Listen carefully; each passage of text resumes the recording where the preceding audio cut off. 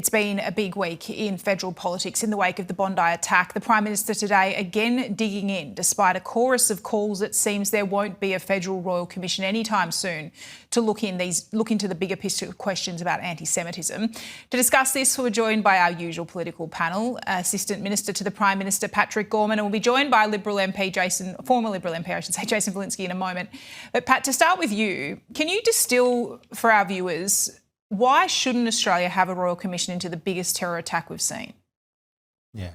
As the Prime Minister and others have said, Trudy, we didn't see, after the horrible events at Port Arthur, we didn't see a federal royal commission. We didn't see a federal royal commission after the Lindt Cafe siege. What we did see, however, was bipartisanship. And I think what most Australians would like to see now is a bit more bipartisanship. That's what we're seeking. When it comes to the Royal Commission that the New South Wales government have announced, we'll assist with that. And I think people who've followed these things over the years know that Royal Commissions do take a long period of time and then can risk delaying action. We want to unite the country, but also to act on the things that need to be done right now. Dennis Richardson's review that we announced a number of days ago now will ensure we get fast, clear recommendations. Now, you won't find a better Australian to do that work than Dennis Richardson. And for those who've worked with him over the years, know he tells it to you straight.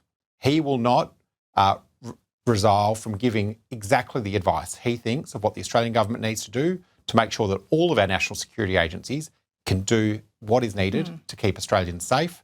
That's the path. But Pat, no one's doubting that Dennis Richardson will be able to do this law enforcement review, that can be done and that can be done fast. But is it cherry picking to point to Port Arthur and the Lindt Cafe siege as two examples? Think of the other two examples we've had in your term of government, a royal commission into robo-debt, a royal commission into veteran suicide. It seems to me that this would be worthy as well, that you can do both things. Well, what we've chosen to do is to act. That's what we're doing.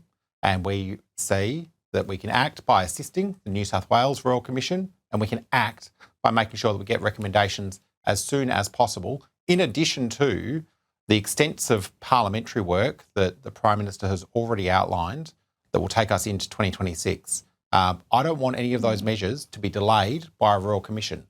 We've seen that when it comes to aged care, delaying responses. We've seen that in other Royal Commissions. I want to get things done, and I want to get the legislative responses that are so clearly needed following this horrific anti-Semitic terrorist attack. I want to get those legislative responses into the Parliament as soon as possible. I don't want any more delay.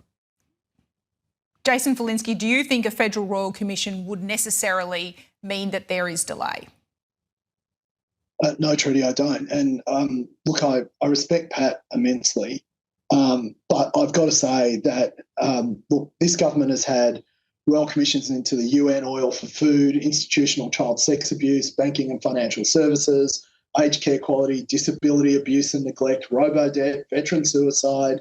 All of those arguably did not need royal commissions. However, this one really does. And it really needs to be at a federal level, because as much as the New South Wales government might have a royal commission, it is the interaction between national security agencies and state law enforcement agencies that I think will be the most interesting question to come out of this, because the two alleged gunmen, one of whom is now dead, left a whole series of breadcrumbs leading up to this attack. So either there was a failure to see those breadcrumbs or a failure to communicate those breadcrumbs, or those two things were done and the New South Wales Police didn't act on them. A royal commission by the New South Wales government cannot get to the bottom of that adequately, I think, for all Australians. And I respect Dennis Richardson immensely. I agree with what the federal government is doing here. If there are some immediate holes that we need to plug, we should. But what's already become clear is that the New South Wales police force potentially was not actually enforcing the gun laws that we currently have. We have the New South Wales Parliament sitting at the moment introducing yet more gun laws when, for whatever reason, the ones we have at the moment weren't enforced. So that, I think, for the public is the bigger question. And Pat, I just wonder at the moment, for an everyday Australian watching onto this, they might be wondering to themselves, why does it seem like the Prime Minister doesn't want to change his mind here? This is a direct call coming from so many within the Jewish community, to say the very least. Is this a matter now that he's painted himself into a rhetorical corner that to agree to one now would mean you'd have to backflip on what he's already said? I think what the Australian people have seen from the Prime Minister is a determination from the night of this horrific anti-Semitic terrorist attack every day since, a determination to do what needs to be done, to respond in a fast and effective way to the horrific circumstances in which our nation finds ourselves. And that means we've had some 10 meetings of the National Security Committee, a body that can actually make decisions that keep Australians safe.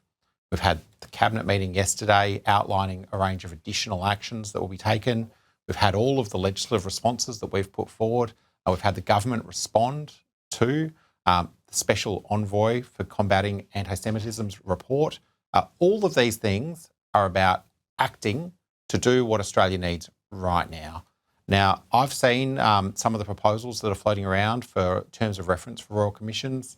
The one that's being sponsored by the Leader of the Opposition would see years and years of work when actually I know what the Australian people want us to do. They want us to act, and they want their political leaders to act with a level of bipartisanship.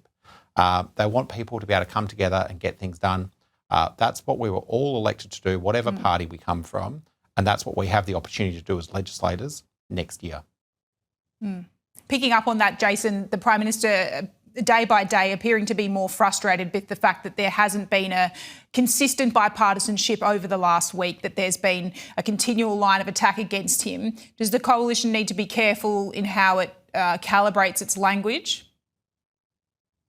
All community leaders need to be careful in how they calibrate their language, especially after attacks of this nature. That's not just something for the opposition, that's something for everyone involved in our community. I wonder if the Prime Minister I wonder if Scott Morrison was as frustrated when he got blamed for every natural disaster that happened under his watch by Anthony Albanese. I think it's a bit rich for the now Prime Minister to criticise others for undertaking tactics that he deployed when people were simply trying to get urgent care to people who'd been impacted by floods like in Lismore. But, I mean, he has questions to answer. I mean, Trudy, he can't run away just because he demands bipartisanship from answering a question about why ASIO and ACIS were removed from the National Security Cabinet while the head of the Climate Change Authority was elevated to that body. What impact did that have on risk assessment? To call for bipartisanship because people are asking legitimate questions I actually think, is an abrogation of his duty as a leader in the country at this time. I want to switch gears now. The Prime Minister today also confirmed changes to travel rules for politicians. This was the saga that was engulfing the Parliament before the Bondi attack. Tighter rules now when it comes to family reunions. Is this a concession finally, Pat, that the Prime Minister understands that the rules did not meet community expectations? Well, the Prime Minister outlined a little while ago that he had sought advice from the Independent Parliamentary Expenses Authority about what might be appropriate to make sure that the system works for members of Parliament, especially those with young families. I'm a MP from Perth. My eldest was only 9 months old when I was first elected. I used some of those supports to make sure that I could do my parenting responsibilities and represent my community. And I appreciate that that's part of the system. But we took the advice from the IPA and we've now reached out to the Remuneration Tribunal.